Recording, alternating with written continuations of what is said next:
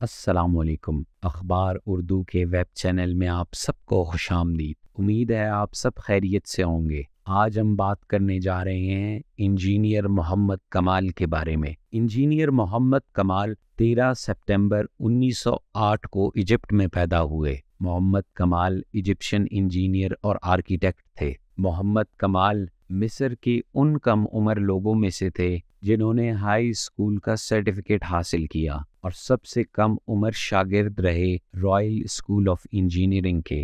بعد ازاں وہ سب سے کم عمر اسلامک آرکیٹیکٹ میں یورپ سے ڈاکٹریٹ کی ڈگری حاصل کرنے والے انجینئر بنے۔ محمد کمال بہت کم عمری میں ہی کامیابی حاصل کرتے رہے، اس لیے انہیں وقت کے بادشاہ سے نائل، اسکاف اور آئرن کا لقب ملا۔ محمد کمال حرمین شریفین کے منصوبے کے تعمیر کے پہلے انجینئر تھے جنہیں یہ ذمہ داری دی گئی تھی۔ محمد کمال بہت خوددار انسان تھے۔ انہوں نے شاہ فہد اور بن لادن جیسی کمپنی کے بار بار تاکید کرنے کے باوجود حرمین شریفین کا نقشہ بنانے کے لیے کوئی تنخواہ نہیں لی اور کہا کہ میں ایسی پاک جگہ کے لیے تنخواہ نہیں لوں گا، ورنہ میں اپنے رب کو کیا منہ دکھاؤں گا۔ یہ ایک بہت مرتبے کا مقام ہے کہ انجینئر محمد کمال نے سفید پتھر کو کامیابی سے انٹروڈیوس کروایا۔ یہ مطاف کی چھت اور حرم مکہ کے باہر کی چوکاٹ میں لگا ہوا ہے۔ اس کی خاصیت یہ ہے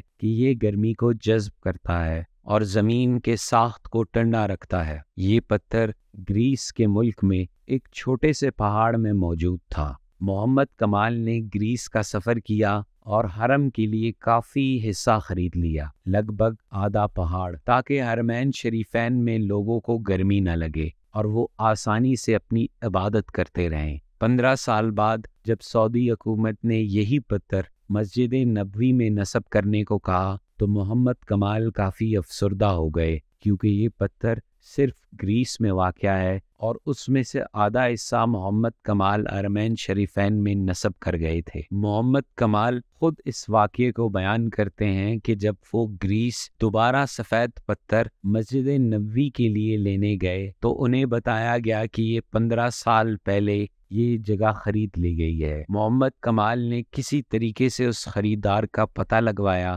محمد کمال کہتے ہیں کہ وہ زاروں قطار رونے لگا کہ جب مجھے پتہ چلا کہ وہ پتھر سعودی حکومت نے نہیں خریدا۔ محمد کمال اس شخص کے پاس گئے اور پتھر کے بارے میں پوچھا اور اس نے بتایا کہ اس نے نہیں خریدا۔ محمد کمال کہتے ہیں کہ میں نے اسے خالی چیک دیا اور کہا کہ یہ پتھر مجھے دو، میں نے اسے مسجد نبوی میں نصب کروانا ہے۔ اس شخص نے چیک لینے سے انکار کیا اور کہا کہ شاید اللہ کی راہ میں نے اس پتھر کو خریدا ہے، اس کا مطلب ہے کہ یہ پتھر مسجد نبوی میں استعمال ہونے کے لیے خریدا گیا تھا۔ محمد کمال نے 44 سال کی عمر میں شادی کی۔ ان کی بیوی ایک بیٹے کو جنم دیتے وقت وفات پا گئی۔ بیوی کے وفات کے بعد وہ اللہ کی عبادت میں مشغول رہے۔ محمد کمال 100 سال تک حیات رہے۔ وہ ایک انجان شخص رہ کر حرمین شریفین کی خدمت کرتے رہے۔ محمد کمال 2 اگست 2008 کو وفات پا گئے۔ ایسی مزید ویڈیوز دیکھنے کے لیے اخبار اردو کے ویب چینل کو سبسکرائب کریں۔ ملتے ہیں آپ سے اگلی ویڈیو میں، تب تک کے لیے